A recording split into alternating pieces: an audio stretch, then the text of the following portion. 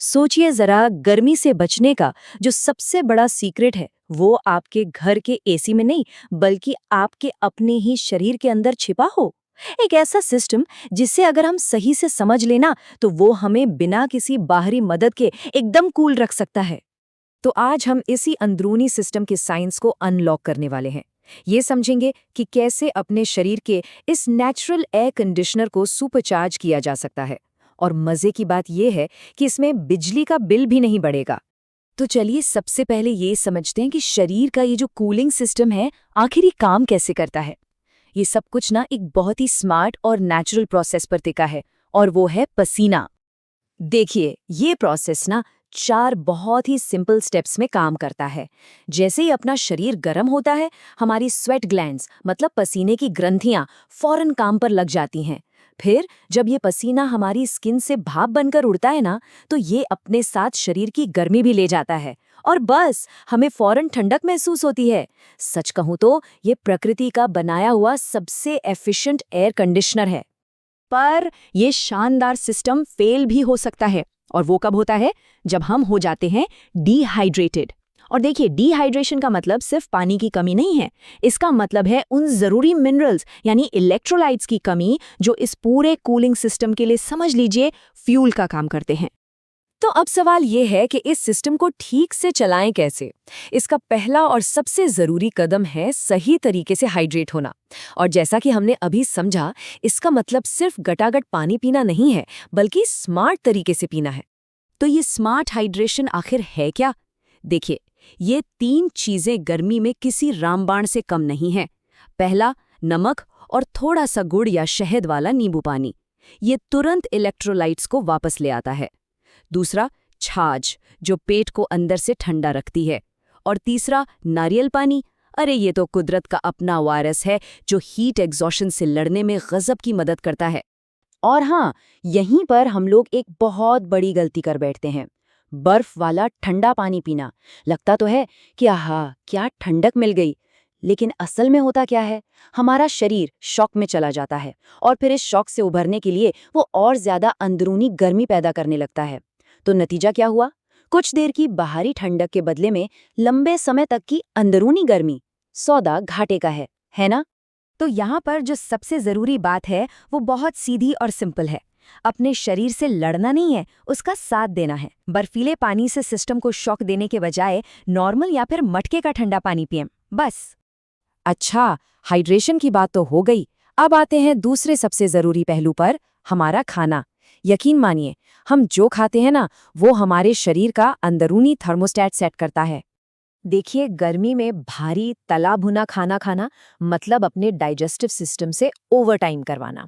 और जब वो इतना काम करेगा तो शरीर एक भट्टी की तरह तपने लगता है, जिससे अंदर की गर्मी और बढ़ जाती है।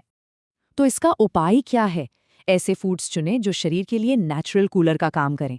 जैसे खीरा, तरबूज, खरबूजा, ये सब पानी से लबालब भरे होते हैं। और हाँ, पुदीना, ये सिर्फ फ्लेवर के लिए नहीं है। इसके अंदर मेंथॉल होता है, जो हमारे दिमाग की कूलिंग रिसेप्टर्स को सीधा जाकर जगा देता है, और हमें तुरंत ठंडक का एहसास होता है। जरा ये नंबर देखिए, 90%।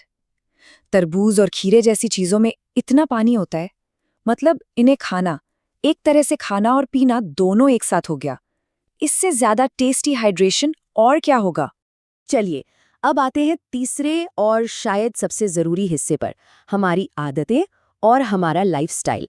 क्योंकि देखिए, सही खाने पीने के साथ अगर ये छोटी छोटी आदतें नहीं बदली, तो सारी मेहनत पर पानी फिर सकता है। कपड़ों का चुनाव ये बहुत ज़्यादा मैटर करता है। हल्के रंग के कपड़े सूरज की गर्मी को रिफ्लेक्ट कर देते हैं, मतलब वापस भेज देते हैं, जबकि गहरे रंग उसे सोख लेते हैं। और कॉटन जैसा नेचुरल फैब्रिक पसीने को स्किन से दूर ले जाकर भाप बनने में मदद करता है, जिससे हमारा शरीर ठंडा रहता है। सिंपल साइंस है। और एक बहुत ज़रूरी बात, टाइमिंग। समय का ध्यान रखना बहुत ज़रूरी है। दोपहर 12 बजे से 4 बजे तक का जो टाइम है ना, वो डेंजर जोन होता है। इस वक्त सूरज की गर्मी अपने पीक पर होती है। अगर बाहर निकलना बहुत ही मजबूरी है, तो खुद को अच्छी तरह प्रोटेक्ट करें, सिर ढकें और पानी की बोतल तो हमेशा साथ रखें। अब एक ऐसे छुपे हुए फैक्टर की बात करते हैं जिस पर हम अक्सर ध्यान ही नहीं देते, हमारी नींद। जी हाँ, जब हमारी नींद पूरी नहीं होती तो हमारे शरीर का जो इंटरनल थर्मोस्टेट है ना, वो गड़बड़ा जाता है, और नतीजा वही तापमान हमें असल से कई ज्यादा गर्म महसूस होने लगता है। तो चलिए अब आखिर में बात करते हैं कुछ एडवांस टेक्निक्स और जरूरी चेतावनियों की, ताकि गर्मी से निपटने में आप प्रो बन जाएं और पूरी तरह से सेफ भी रहें। ये एक बहुत पुरानी लेकिन कमाल की असरदार योगिक तकनीक है, शीतली प्राणायाम। करना क्या है? अपनी जीभ को एक ट्यूब की तरह मोड़ना है और उसी से धीरे धीरे सांस अंदर खींचनी है। ये सीधे आपके सिस्टम में ठंडी हवा भेजकर बॉडी टेम्परेचर को फौरन नीचे ला सकती है। हाँ, एक बात का ध्यान रखना है, अगर किसी को अस्थमा या लो ब्लड प्रेशर की दिक्कत है तो वो इसे ना करे। और सबसे सबसे जरूरी बात, अपने शरीर की आवाज सुने। अगर आपको चक्कर आ रहे हैं, बहुत ज्यादा पसीना आ रहा है या जी मिचला रहा है, तो प्लीज इन्हें नजरअंदाज बिल्कुल मत कीजिएगा। ये हीट एग्जॉशन के शुरुआती संकेत हो सकते हैं। फौरन किसी ठंडी जगह पर जाएं, पानी पिएं और अगर आराम न मिले तो डॉक्टर से मिलने में जरा भी न हिचकिचाएं। तो इस पूरी बातचीत का सार क्या है? यही कि गर्मी से लड़िए मत, अपने शरीर के साथ मिलकर काम कीजिए। सही हाइड्रेशन, कूलिंग इफेक्ट वाला खाना और स्मार्ट आदतें, जब ये तीनों चीजें मिल जाती हैं तो हमारा शरीर गर्मी का सामना करने के लिए एक मजबूत किला बन जाता है। तो गर्मी को अपने ऊपर हावी मत होने दीजिए, बल्कि अपने शरीर के इस नेचुरल कूलिंग सिस्टम को ही अपना सबसे बड़ा हथियार बनाइए।